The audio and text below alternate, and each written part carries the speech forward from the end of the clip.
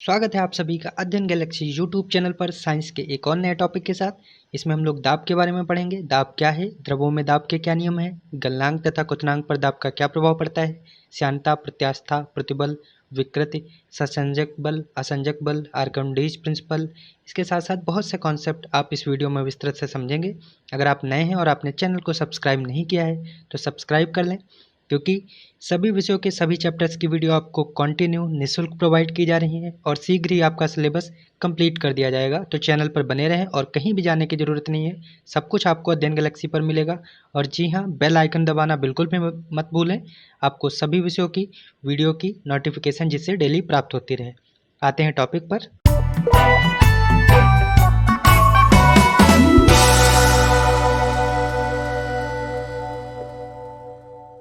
Pressure या दाब क्या है? दाब की डेफिनेशन समझें तो किसी सतह के इकाई क्षेत्रफल पर लगने वाले अभिलंब बल को दाब कहते हैं, यानी प्रेशर कहते हैं। क्या हो जाएगा दाब? किसी सतह के इकाई क्षेत्रफल पर लगने वाले अभिलंब बल को दाब कहते हैं। Means the perpendicular force per unit area is called the pressure. Clear definition. अगर हम इसी डेफिनेशन को उदाहरण से समझें तो आप समझ सकते हैं कि जैसे आपने देखा होगा स्टेशन पर कुलियों को, जब कोई भी कुली होता है, बोझ उठाना होता है उसको, तो वे अपने सिरे पर क्या करते हैं, कपड़े को गोल लपेट कर रख लेते हैं सर पे। ऐसा वो क्यों करते हैं? ऐसा करने से वे अपने शरीर से बोझ के संपर्क क्षेत्रफल को बढ़ा देते हैं, इसीलिए उनके शरीर पर लगने वाला दाब कम हो जाता है और वे बोझ को आसानी से उठा सकते हैं। समझ गए होंगे। Perpendicular force per unit area is called the pressure. अभिलंब बल को दाब कहते हैं, एक सतह के इकाई क्षेत्रफल पर लगने वाले। प्रेशर हो गया। इसकी यूनिट की बात करें तो न्यूटन पर मीटर स्क्वायर इसकी यूनिट होती है, न्यूटन पर मीटर स्क्वायर। और इसकी यूनिट पास्कल भी होती है। डिटेल में समझते हैं। दाब समझ गए आप, आगे इसको और समझेंगे। दाब किसी सतह के लंबवत लगने वाले बल के बराबर होता है जो सतह के एकांक क्षेत्रफल पर कार्यरत हो। वही बताया पर यूनिट एरिया। तो ये पॉइंट हो गया। यह एक सदिश राशि है, स्केलर क्वांटिटी है। दाब इज अ स्केलर क्वांटिटी, अदिश राशि है जिसमें केवल परिमाण होता है, दिशा नहीं होती है। इसे हम पी से व्यक्त करते हैं, पी फॉर प्रेशर, और पी से डिनोट करते हैं। और इसका फॉर्मूला क्या हो जाएगा? प्रेशर इज इक्वल टू बल बटे क्षेत्रफल। दाब बराबर बल बटे क्षेत्रफल, यानी F अपॉन ए।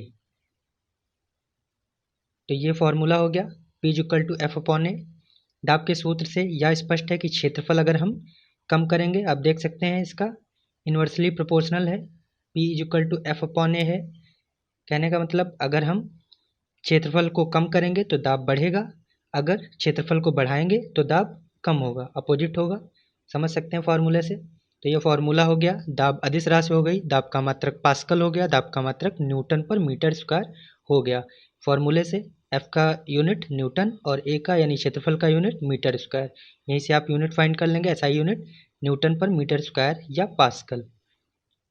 आगे बढ़ते हैं।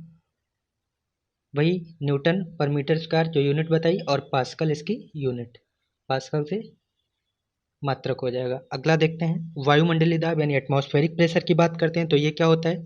पृथ्वी को चारों ओर से घिरे हुए आवरण को हम जानते हैं एटमॉस्फेयर या वायुमंडल कहते हैं। अतः वायुमंडलीय दाब उस दाब के बराबर होता है जो वायुमंडल के द्वारा पृथ्वी की सतह पर आरोपित किया जाता है। वायुमंडलीय का दाब मान 1 सेंटीमीटर ऊंचे पारे के स्तंभ पर लगाए गए दाब के बराबर होता है, ये भी ध्यान रखेंगे। और इसकी पृथ्वी की सतह पर दाब एटमॉस्फेरिक की बात करें, एटमॉस्फेरिक प्रेशर, तो 1.013 इंटू 1.013 न्यूटन वर्ग मीटर या न्यूटन मीटर स्क्वायर होता है। पृथ्वी की सतह पर कितना एटमॉस्फेरिक प्रेशर होता है, वायुमंडलीय दाब होता है, तो ये वैल्यू होती है, नोट कर लेंगे। आप जानते हैं वायुमंडलीय दाब को नापते किस में है? एटीएम में नापते हैं। एटमॉस्फेरिक प्रेशर को यूनिट क्या हो जाएगी? एटीएम। और 1 एटीएम ये वैल्यू पूछी जाती है, 1 ATM is equal to 1.013 pascal होता है, ध्यान रखेंगे। और वायुमंडलीय दाब का मात्रक क्या बताया? एटीएम। और वायुमंडलीय दाब का मात्रक बार भी होता है, और इसे मिलीबार से भी इसको मेजर करते हैं। तो वायुमंडलीय दाब समझ गए। आगे बढ़ते हैं। पृथ्वी की सतह से ऊपर जाने पर वायुमंडलीय दाब कम हो जाता है, बहुत इंपॉर्टेंट पॉइंट है, यहाँ से क्वेश्चन बनते हैं। पृथ्वी की सतह से ऊपर जाने पर वायुमंडलीय दाब कम हो जाता है, जिसके कारण क्या होता है? पहाड़ों पर खाना बनने में कठिनाई होती है, क्वेश्चन पूछा जाता है। और वायुयान में बैठे यात्री के फाउंटेन पेन से स्याही लीक हो जाती है, रिस जाती है। ये भी क्यों होते हैं? वायुमंडलीय दाब के कारण। वायुमंडलीय दाब अगर कम होगा तो पहाड़ों पर, हिल स्टेशंस पर, हिल रीजन पर, पहाड़ों पर खाना बनने में कठिनाई होगी, या वायुयान में जो बैठे यात्री होंगे उनके फाउंटेन पेन में जो स्याही होगी वो रिस जाएगी। ये 2 पॉइंट हो गए। अगला है आपका, वायुमंडलीय दाब को नापते किससे हैं? बैरोमीटर से नापा जाता है। इसकी सहायता से मौसम संबंधी पूर्व अनुमान भी लगाते हैं। मौसम संबंधी जानकारी बैरोमीटर से लगती है वायुमंडलीय दाब के। अगला पॉइंट है आपका, बैरोमीटर को का पाठ्यांक जब इसकी रीडिंग जो एकाएक नीचे गिरती है तो आंधी आने की संभावना होती है। इंपॉर्टेंट पॉइंट है, बैरोमीटर की रीडिंग जब नीचे गिरती है, डिक्रीज होती है, तो आंधी आने की संभावना होती है। बैरोमीटर का पाठ्यांक यानी रीडिंग जब धीरे धीरे नीचे गिरती है, एकाएक यहाँ पे था अचानक से गिरना और स्लोली गिरना, तो स्लोली जब धीरे धीरे गिरती है तो वर्षा होने की संभावना होती है। ये कुछ रीडिंग्स हैं जिसके मौसम का अनुमान लगाया जाता है बैरोमीटर के द्वारा। बैरोमीटर का पाठ्यांक जब धीरे धीरे नीचे ऊपर चढ़ता रहता है तो दिन साफ होने की संभावना होती है। नोट कर लेंगे। आगे बढ़ते हैं, डेंसिटी पढ़ते हैं। घनत्व, घनत्व क्या है? घनत्व जानेंगे। यह किसी पदार्थ का घनत्व उसके एकांक आयतन के द्रव्यमान को उसका घनत्व कहते हैं। यह वस्तु के द्रव्यमान और आयतन का अनुपात होता है। फॉर्मूला क्या होता है डेंसिटी का? घनत्व बराबर द्रव्यमान बटे आयतन, m/v। तो ये इसका मास यानी द्रव्यमान और आयतन का ये अनुपात हो गया। ये वस्तु के द्रव्यमान और आयतन का अनुपात होता है। आप याद रखेंगे, अदिश राशि होता है डेंसिटी। इसकी यूनिट की बात करें तो यहाँ से आप यूनिट भी निकाल लेंगे। मास अपॉन द्रव्यमान से यूनिट निकाल लेंगे तो मास की यूनिट मात्रक किलोग्राम और आयतन का मात्रक मीटर क्यूब। तो घनत्व का मात्रक क्या हो जाएगा? किलोग्राम पर मीटर क्यूब, किलोग्राम पर मीटर क्यूब। आगे बढ़ते हैं, डेंसिटी समझ गए, क्या द्रव्यमान और आयतन का अनुपात होता है। यह एक अदिश राशि है और इसकी यूनिट हमने बताई किलोग्राम पर मीटर क्यूब। आगे बढ़ते हैं, द्रव्य में दाब यानी प्रेशर इन लिक्विड, इसमें समझेंगे, इंपॉर्टेंट है। द्रव के अणुओं के द्वारा बर्तन की दीवार अथवा तली के प्रति एकांक क्षेत्रफल पर लगने वाले बल को द्रव का दाब कहते हैं। द्रव के अंदर किसी बिंदु पर द्रव के कारण दाब द्रव की सतह से उस बिंदु की गहराई h और द्रव के घनत्व यानी d तथा गुरुत्वीय त्वरण g के गुणनफल के बराबर होती है। ये फॉर्मूला यहाँ से बन जाएगा, यानी pressure is equal to h into D into G. h for ऊंचाई, d फॉर डेंसिटी यानी घनत्व और g फॉर गुरुत्वीय त्वरण। तो ये फॉर्मूला बन जाएगा, नोट कर लेंगे, P is equal to h into D into g. आगे बढ़ते हैं, दाब के नियम को जानेंगे लिक्विड्स में। तो स्थिर द्रव में एक ही क्षैतिज तल में स्थित सभी बिंदुओं पर दाब समान होता है। क्या बताया? अगर कोई भी द्रव स्थिर है, एक ही क्षैतिज तल में है, तो सभी बिंदुओं पर जो दाब होगा वो इक्विवेलेंट होगा, समान होगा। स्थिर द्रव के भीतर किसी बिंदु पर दाब प्रत्येक दिशा में बराबर लगता है, ये भी ध्यान रखेंगे, सेकंड पॉइंट। और तीसरा पॉइंट आपका इंपॉर्टेंट पॉइंट है, द्रव के भीतर किसी बिंदु पर दाब स्वतंत्र तल से बिंदु की गहराई के अनुक्रमानुपाती यानी प्रोपोर्शनल होता है। द्रव के भीतर किसी पॉइंट पर दाब का स्वतंत्र तल बिंदु की गहराई के डेप्थ के रेसिप्रोकल यानी अनुक्रमानुपाती होता है। फोर्थ पॉइंट है आपका, किसी बिंदु पर द्रव का दाब, ये द्रवों के दाब के नियम पढ़ रहे हैं, आप लोग नोट करेंगे, ये बहुत इंपॉर्टेंट है। किसी बिंदु पर द्रव का दाब द्रव के घनत्व यानी डेंसिटी ऑफ लिक्विड्स पर निर्भर करता है, घनत्व पर निर्भर करता है। घनत्व अधिक होने पर दाब भी अधिक हो जाता है। फोर्थ पॉइंट आपने पढ़ा। आगे पढ़ते हैं, कुछ और नियम है जो पास्कल के अकॉर्डिंग है। पास्कल के नियम का पहला कथन है, पहला स्टेटमेंट है, यदि गुरुत्वीय प्रभाव को नगण्य मान लिया जाए तो संतुलन की अवस्था यानी इक्विलिब्रियम पोजीशन में द्रव के भीतर प्रत्येक बिंदु पर दबाव जो होगा, प्रेशर जो होगा वो इक्वल होगा, समान होगा। यदि गुरुत्वीय प्रभाव यानी जी को नगण्य मान ले, जीरो मान ले, तो जो संतुलन की अवस्था होगी, इक्विलिब्रियम पोजीशन होगी, वो द्रव के भीतर प्रत्येक बिंदु पर हर एक पॉइंट पर जो प्रेशर होगा वो समान होगा। नोट कर लेंगे, ये पास्कल का पहला नियम का कथन है। दूसरा नियम पढ़ते हैं, पास्कल का दूसरा स्टेटमेंट क्या है, किसी बर्तन में बंद द्रव के किसी भाग पर आरोपित बल द्वारा सभी दिशाओं में समान परिमाण में संचरित कर दिया जाता है। नोट कर लेंगे, किसी बर्तन में बंद द्रव के किसी भाग पर आरोपित जो बल होगा वो द्रव द्वारा सभी दिशाओं में समान परिमाण में संचरित कर दिया जाएगा, ट्रांसफर कर दिया जाएगा। पास्कल के नियम पर आधारित कुछ यंत्र हैं जो आपकी परीक्षा के एग्जाम के लिए दृष्टिकोण से बहुत इंपॉर्टेंट है। कौन कौन है? हाइड्रोलिक लिफ्ट, हाइड्रोलिक प्रेस और हाइड्रोलिक ब्रेक बार बार पूछे जाते हैं। ये किसके नियम पर आधारित हैं? पास्कल के नियम पर आधारित हैं। कौन कौन? हाइड्रोलिक लिफ्ट, हाइड्रोलिक प्रेस या हाइड्रोलिक ब्रेक पास्कल के नियम पे आधारित हैं, बेस्ड हैं। अगला पॉइंट है आपका, द्रव का दाब उस पात्र के आकार या आकृति पर निर्भर नहीं करता है जिसमें द्रव रखा जाता है। इंपॉर्टेंट पॉइंट, द्रव का दाब उस पात्र पर बिल्कुल भी निर्भर नहीं करता है, जिस पर उसके आकार पर निर्भर नहीं करता जिसमें वो द्रव रखा जाता है। ओके, आगे बढ़ते हैं। गलनांक और क्वथनांक पर दाब का प्रभाव क्या है जानेंगे। Effect of pressure on melting point and boiling point. तो गलनांक पर पहले समझते हैं। गर्म करने पर जिन पदार्थों का आयतन बढ़ता है, दाब बढ़ाने पर उनका गलनांक भी बढ़ जाता है। अगर किसी पदार्थ को, खाद्य पदार्थ को गर्म कर रहे हैं तो उसका आयतन बढ़ेगा, आप जानते हैं, वॉल्यूम बढ़ेगा। किसी भी एक मैटर को, एक सब्सटेंस को, और दाब अगर उसमें बढ़ाते हैं, दाब बढ़ाने पर गलनांक भी बढ़ जाता है, मेल्टिंग पॉइंट बढ़ जाता है। जैसे मोम हो गया, वैक्स हो गया या घी, ये सभी एग्जाम्पल इस पॉइंट के हो जाएंगे।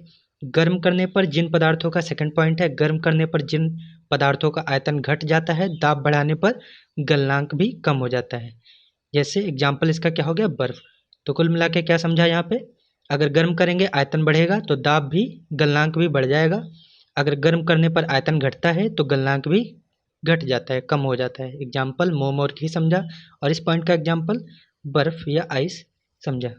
अगला पॉइंट है आपका, क्वथनांक पर प्रभाव क्या है। तो क्वथनांक पर यानी बॉइलिंग पॉइंट पर सभी द्रवों का क्वथनांक बढ़ाने पर दाब बढ़ जाता है। अगर हम बॉइलिंग पॉइंट बढ़ाएंगे तो प्रेशर भी इंक्रीज कर जाएगा, ध्यान रखेंगे।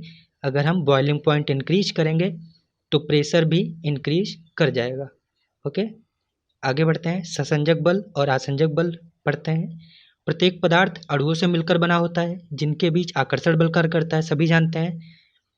एक ही पदार्थ के अणुओं के मध्य लगने वाले आकर्षण बल को ससंजक बल कहते हैं। आपको बस इतना ध्यान रखना है, अगर सेम अणुओं के, एक पदार्थ है, एक ही पदार्थ के अणुओं के मध्य लगने वाला कोई आकर्षण बल है तो उसको हम ससंजक बल कहेंगे। ठोसों में यानी सॉलिड्स में ससंजक बल का मान अधिक होता है, नोट करेंगे, सॉलिड्स में ससंजक बल अधिक होता है, अतः उनके अणु दृढ़ता पूर्वक यानी अच्छे तरीके से बंधे रहते हैं तथा फिक्स्ड रहते हैं, तथा ठोसों का यानी सॉलिड्स का एक निश्चित आकार होता है, आप जानते हैं निश्चित आकार होता है। एंड द्रवों में, अगर द्रव की बात करें, ठोस में क्या होता है, भार, ससंजक बल अधिक होता है। एंड द्रवों में ससंजक बल का मान बहुत कम होता है, अतः द्रवों का कोई निश्चित आकार नहीं होता। इसी वजह से लिक्विड्स में कोई शेप या साइज नहीं होता है। एंड आगे पढ़ते हैं गैसों में। तो गैसेज की बात करें तो गैसों में ससंजक बल का मान नगण्य होता है, जिसमें उनके विसरण का गुण पाया जाता है। ओके, तो क्या बताया, ठोसों में सबसे ज़्यादा ससंजक बल और द्रवों में कम और गैसों में बिल्कुल भी नहीं। तो ये हो गया। और क्या बताया, ससंजक बल एक ही जैसे पदार्थों के अणुओं के बीच में लगने वाला एक बल है। दूसरा है आपका आसंजक बल, जो क्या होता है, दो विभिन्न पदार्थों के अणुओं के मध्य लगने वाला आकर्षण बल आसंजक बल कहलाता है। ओके, आसंजक बल के कारण ही पानी कांच को भिगोता है, इंपॉर्टेंट है। आसंजक बल के कारण ही पानी एक कांच के गिलास को भिगोता है। ब्लैक बोर्ड पर चौक से लिखने पर अक्षर उभर आते हैं, most important example, black board पर चौक से लिखने पर अक्षर उभर आते हैं, किसके कारण, आसंजक बल के कारण। पीतल के बर्तनों पर निकिल की जो पॉलिश की जाती है वो भी आसंजक बल के द्वारा ही उस पर चिपकती है या उस पर फिक्स रहती है। तो आपने ससंजक बल और आसंजक बल को डेफिनीशन और एग्जाम्पल से समझा। आगे देखते हैं, जब किसी द्रव, ठोस, युग्म के लिए आसंजक बल का मान द्रव के अणुओं के संयोजक बल के मान से अधिक होता है तो वह ठोस को गीला कर देता है। ठोस को कोई भी चीज़, कोई भी द्रव, ठोस, युग्म तब गीला करेगा जब आसंजक बल का मान द्रवों के अणुओं के संयोजक बल के मान से अधिक होता है, तब वह ठोस को गीला कर देता है, सॉलिड्स को भिगा देता है। उदाहरण से समझेंगे, पानी कांच पर चिपकता है क्योंकि पानी और कांच के अणुओं के मध्य लगने वाला आसंजक बल पानी के अणुओं के मध्य ससंजक बल से अधिक होता है। जो भी पॉइंट बताया उसी का एग्जाम्पल है।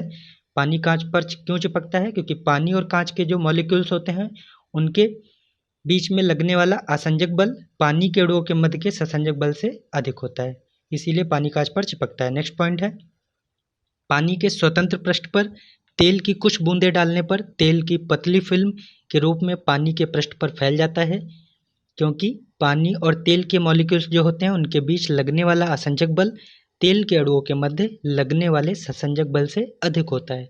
इसीलिए यह भी एग्जाम्पल हो जाएगा उसी पॉइंट का। क्लियर। आगे बढ़ते हैं, पृष्ठ तनाव के बारे में जानते हैं। सरफेस टेंशन क्या है ये? द्रव के अणुओं में ससंजक बल होने के कारण उसका स्वतंत्र पृष्ठ तनी हुई रबर की झिल्ली की तरह लगता है। आप जानते हैं द्रव के अणुओं में जो ससंजक बल कार्य करता है उसकी वजह से ही स्वतंत्र पृष्ठ जो द्रव का होता है, जो सरफेस उसका होता है, रबर की झिल्ली की तरह तना हुआ दिखाई देता है। प्रत्येक तना हुआ पृष्ठ सरफेस सदैव तनाव की यानी स्ट्रेस की पोजीशन में स्थिति में होता है तथा उसमें संकुचित होने की प्रवृत्ति होती है। इस प्रकार द्रव का स्वतंत्र पृष्ठ सदैव तनाव की स्थिति में रहता है तथा उसमें कम से कम क्षेत्रफल प्राप्त करने की प्रवृत्ति होती है, टेंडेंसी होती है। द्रव के पृष्ठ का यह तनाव ही पृष्ठ तनाव यानी सरफेस टेंशन कहलाता है। क्लियर।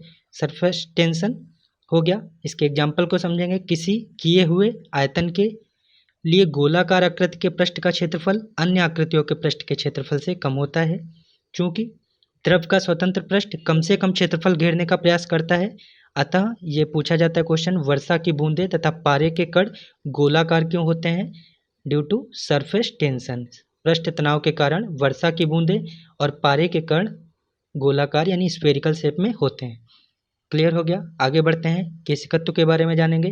केशिकत्व को डिटेल से पढ़ेंगे। एक ऐसी खोखली नली जिसकी त्रिज्या बहुत कम एक समान होती है वो केश नली कहलाती है। केश नली में ही जब दोनों सिरों पर खुली एक केश नली को पानी में डुबोया जाता है तो केश नली कुछ ऊंचाई तक चढ़ जाता है। इसके विपरीत जब केश नली को पारे में डुबोया जाता है तो कुछ पारा नली में नीचे दब जाता है। दोनों चीज़ों का क्लियर हुआ, पानी ऊपर बढ़ता है और पारा नीचे आता है।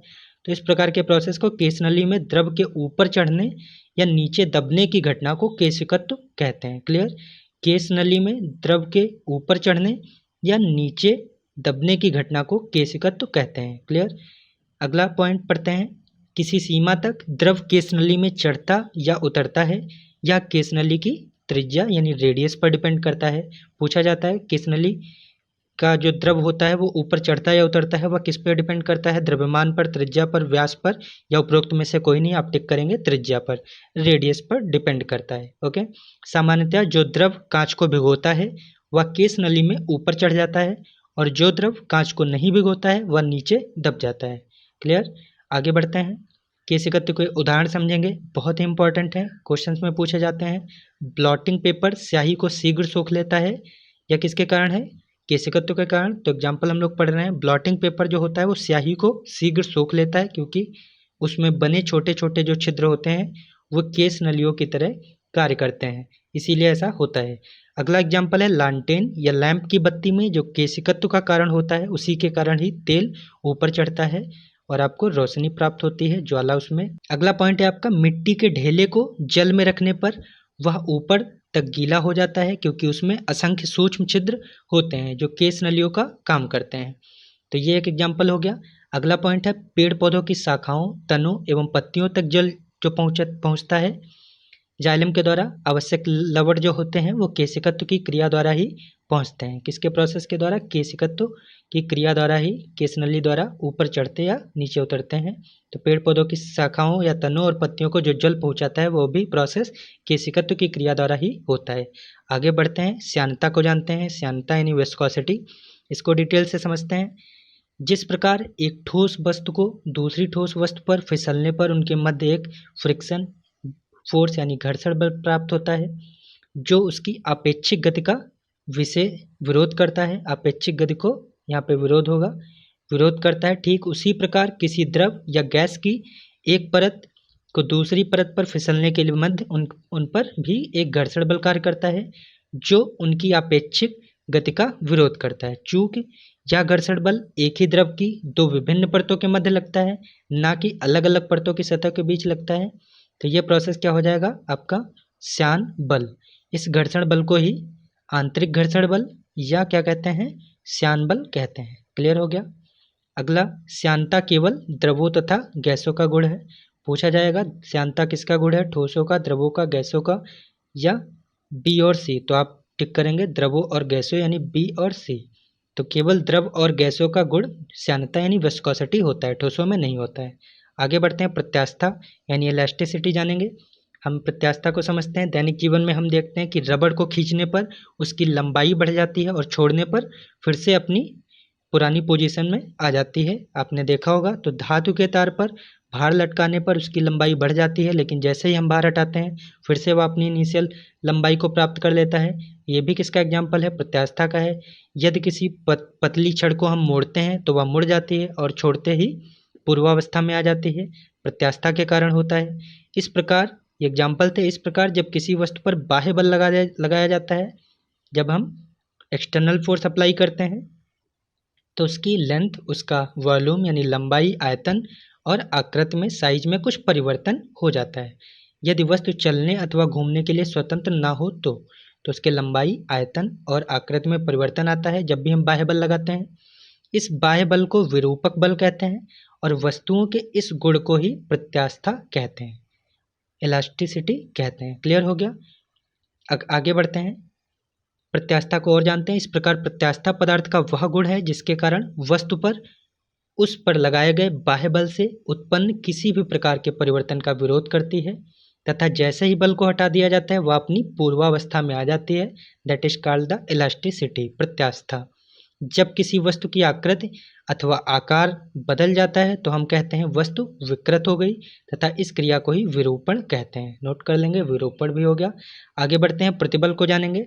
प्रतिबल क्या है? वस्तु के एकांक अनुप्रस्थ काट के क्षेत्रफल पर कार्यरत आंतरिक प्रतिक्रिया बल को ही प्रतिबल कहते हैं।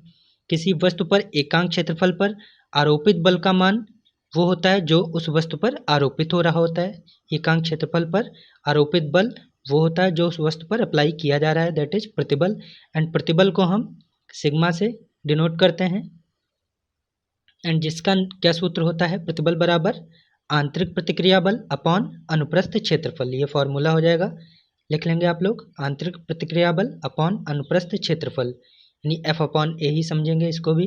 विकृत यानी स्ट्रेन की बात करेंगे।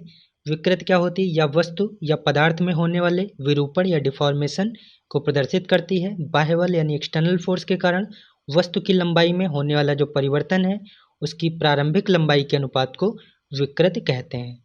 जो भी इनिशियल उसकी पोजीशन होगी और कुछ विरूपण यानी एक्सटर्नल फोर्स के बाद जो उसमें परिवर्तन आएगा, उन दोनों का जो रेशियो होगा, अनुपात जो होगा, वही स्ट्रेन या विकृत कहलाएगी। क्लियर हो गया होगा? आगे पढ़ते हैं एक और इम्पॉर्टेंट टॉपिक, हुक का नियम। हुक का नियम क्या कहता है? इसके अकॉर्डिंग प्रत्यास्थता की सीमा में यानी इलास्टिसिटी की सीमा में किसी वस्तु में उत्पन्न जो विकृत होती है उस पर लगाए गए प्रतिबल के अनुक्रमानुपाती होती है। यहाँ से आप इस फॉर्मूले को बनाएंगे, प्रतिबल अपॉन विकृत इज इक्वल टू ई। ई एक कांस्टेंट है और ई को हम प्रत्यास्थता गुणांक कहते हैं। तो आप यहाँ से फॉर्मूला बना सकते हैं, प्रत्यास्थता गुणांक बराबर प्रतिबल अपॉन विकृति। ये हो गया, ये पूछा जाता है। तो यहाँ से विकृत, प्रतिबल और प्रत्यास्थता गुणांक भी क्लियर हो गया। प्रत्यास्थता गुणांक को ई से डिनोट करते हैं और प्रत्यास्थता गुणांक की यूनिट भी पढ़ेंगे। प्रत्यास्थता गुणांक ई का मान भिन्न भिन्न पदार्थों के लिए अलग अलग होता है। यदि विकृत लंबाई में हुई हो तो प्रत्यास्थता गुणांक को यंग मापांक भी कहते हैं और इसी का जो एसआई यूनिट है वो न्यूटन पर मीटर स्क्वायर ही हो जाएगी, या इसी को पास्कल भी बोलते हैं जो दाब की यूनिट थी, ये भी दाब की यूनिट है। तो प्रत्यास्थता गुणांक की भी एसआई यूनिट न्यूटन पर मीटर स्क्वायर या पास्कल ही रहेगी, इंपॉर्टेंट है। आगे बढ़ते हैं, उत्प्लावन बल को समझते हैं। उत्प्लावन बल क्या है? उत्प्लावन बल उस बल को कहा जाता है जो कि पानी में डूबी हुई वस्तु के द्वारा फील किया जाए, महसूस किया जाए। उत्प्लावन बल क्या होता है? जो पानी में डूबी हुई वस्तु के द्वारा महसूस किया जाता है जब किसी ठोस वस्तु को किसी द्रव में आंशिक या पूर्ण रूप से डुबोया जाता है तो ऊपर की ओर एक बल का अनुभव करता है जिसे हम उत्प्लावन बल कहते हैं। ओके, इस प्रकार किसी गैस अथवा द्रव के किसी वस्तु पर ऊपर की ओर बल लगने की प्रवृत्ति को उत्प्लावकता भी कहते हैं और जो बल कार्य करता है वो उत्प्लावन बल कहलाता है। आगे बढ़ते हैं, उत्प्लावन बल के कारण क्या होता है कि उत्प्लावन बल के कारण द्रव में डूबी वस्तु का भार जो होगा उसके वास्तविक भार से कम प्रतीत होता है और वस्तु हल्की प्रतीत होती है, हल्की लगती है। उत्प्लावन बल निम्न बातों पर निर्भर करता है, देखते हैं कौन सी। तो डेंसिटी पर, लिक्विड जो द्रव होगा उसके घनत्व पर निर्भर करेगा। उत्प्लावन बल का मान द्रव के घनत्व के समानुपाती होता है। अर्थात यदि किसी द्रव का घनत्व अधिक है तो उत्प्लावन बल भी अधिक होगा। समानुपाती का क्या मतलब, अगर हम घनत्व द्रव का बढ़ा रहे हैं तो उत्प्लावन बल भी बढ़ जाएगा। यदि द्रव का घनत्व कम है, डेंसिटी कम है, तो उत्प्लावन बल भी कम हो जाएगा। वस्तु के आयतन पर दूसरा डिपेंड करता है।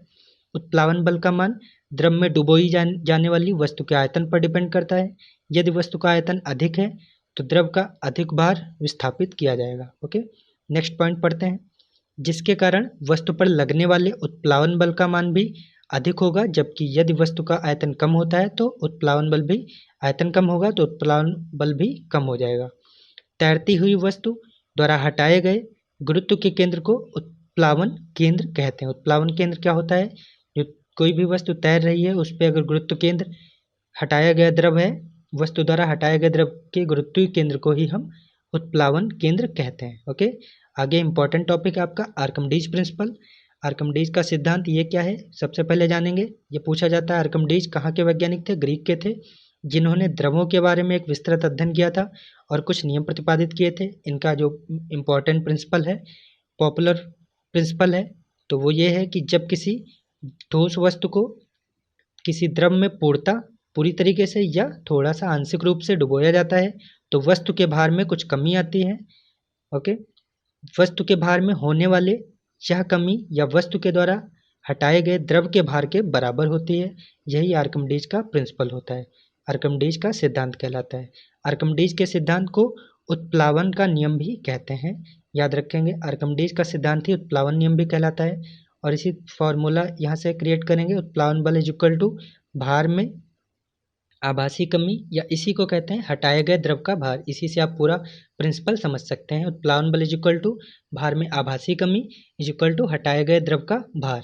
ओके, आर्किमिडीज सिद्धांत के उपयोग जो पूछे जाते हैं, आर्किमिडीज के सिद्धांत का उपयोग करके ही जो पनडुब्बियाँ होती हैं उनका निर्माण किया जाता है, तभी वो तैर पाती हैं। पनडुब्बियाँ प्लवन के नियम या आर्किमिडीज के सिद्धांत पर ही कार्य करती हैं। द्रव घनत्वमापी भी आर्किमिडीज के सिद्धांत पर आधारित होता है। इसकी सहायता से द्रवों को विशिष्ट गुरुत्व मापा जाता है। अगला पॉइंट पढ़ते हैं। लैक्टोमीटर जो होता है, लैक्टोमीटर भी एक प्रकार का हाइड्रोमीटर होता है जो आर्किमिडीज के सिद्धांत पर ही कार्य करता है। लैक्टोमीटर एक प्रकार का हाइड्रोमीटर है and that is also work depend on the Archimedes principal. Lactometer की सहायता से ही दूध में मिलावट या दूध की प्योरिटी यानी शुद्धता की भी ज्ञात इसको भी किया जाता है लैक्टोमीटर के द्वारा। और ये सभी आर्किमिडीज प्रिंसिपल पर डिपेंड थे। तो हम लोगों ने बहुत कुछ पढ़ा। इस प्रकार आपने दाब से संबंधित कॉन्सेप्ट को संक्षेप में समझा। इस चैप्टर से रिलेटेड अगली वीडियो में परीक्षाओं में पूछे जाने वाले प्रश्नों पर चर्चा करेंगे। तो बने रहें अध्ययन गैलेक्सी के साथ। धन्यवाद।